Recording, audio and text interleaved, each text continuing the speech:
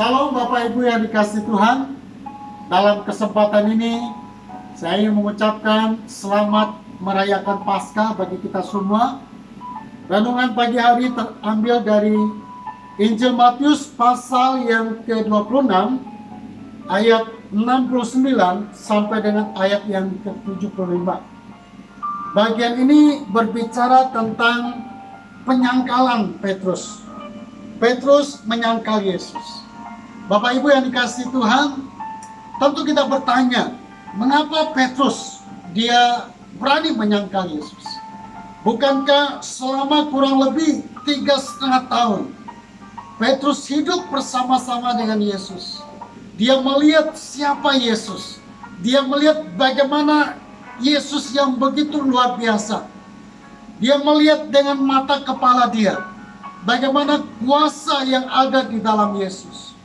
Kemudian di dalam ayat sebelumnya kalau kita perhatikan, ada pengakuan yang luar biasa daripada Petrus.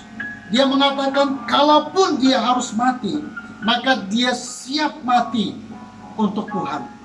Bapak Ibu yang dikasihi Tuhan, berbeda. Beberapa waktu kemudian, ternyata Petrus menyangkal Yesus. Timbul pertanyaan besar, mengapa dia berani menyangkal Yesus? Saya melihat ada beberapa alasan. Yang pertama ialah kalau kita perhatikan, dia melihat sosok atau pribadi Yesus yang pada waktu ditangkap berbeda dengan sosok pribadi Yesus ketika hidup bersama-sama dengan dia.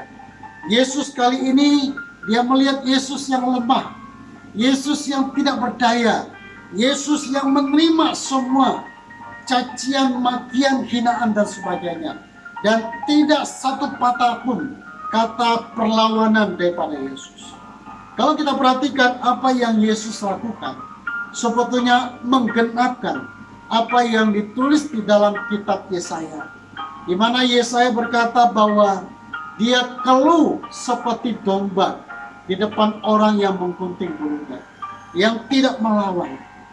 Inilah yang Yesus lakukan. Sebetulnya ketaatan kepada Bapa. Karena jalan salib itulah jalan yang ditentukan Bapa untuk supaya kita semua boleh mengalami keselamatan. Itu alasan yang pertama. Kemudian alasan yang kedua yang saya temukan, mengapa Petrus berani menyangkal Yesus? Karena dia melihat bahwa apa yang terjadi pada waktu itu begitu mengerikan. Ada ketakutan yang luar biasa di dalam dirinya. Dan kita melihat bahwa murid-murid yang lain, mereka juga tercerai-berai. Memang ada nubuatan yang mengatakan ketika gembalanya ditangkap, maka dombanya akan tercerai-berai. Ada ketakutan yang luar biasa yang terjadi pada waktu. Bapak Ibu yang dikasihi Tuhan, sebelumnya Tuhan pernah berfirman bahwa ketika kita percaya kepada Dia, ada harga yang harus kita bayar. Inilah yang Tuhan mengingatkan sebagai orang-orang percaya. Ketika kita memutuskan untuk menyerahkan hidup kita, percaya kepada Dia, ada harga yang harus kita bayar. Saya tidak tahu apa harga yang harus kita bayar. Mungkin kita harus kehilangan jabatan. Mungkin kita harus kehilangan sebagian besar harta benda kita. Mungkin kita harus kehilangan orang-orang yang kita kasih karena iman kita kepada Tuhan. Tetapi percayalah, ketika kita mengorbankan semuanya demi Tuhan, maka ada kemuliaan yang Tuhan akan berikan kepada kita. Dua alasan ini yang saya lihat mengapa Petrus berani menyangkal Yesus. Kemudian di dalam ayat terakhir kalau kita perhatikan, ketika dia selesai 3 kali menyangkal Yesus, kemudian ayam berkokok. Dan pada waktu ayam berkokok, dia menyadari bahwa sebelumnya Yesus pernah berkata, sebelum ayam berkokok, engkau sudah menyangkal aku 3 kali. Dan apa yang Petrus lakukan? Dia pergi keluar. Kemudian dia dengan sedih, dia menangis. Dia menyesali perbuatannya.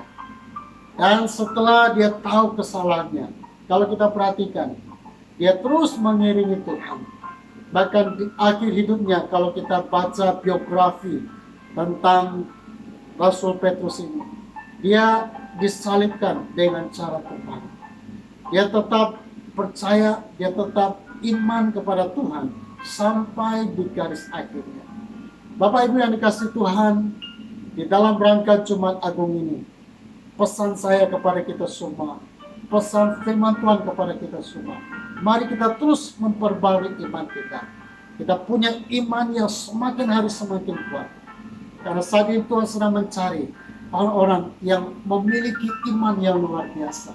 Orang-orang yang begitu cinta akan Dia, yang berani mengorbankan segala-galanya. Saya berdoa kiranya berkat Tuhan, kuasa Tuhan, hadirat Tuhan turun atas hidup kita. Saya berdoa supaya di tahun ini Tuhan lakukan sesuatu yang luar biasa. Sampai jumpa di episode selanjutnya. Tuhan Yesus memberkati.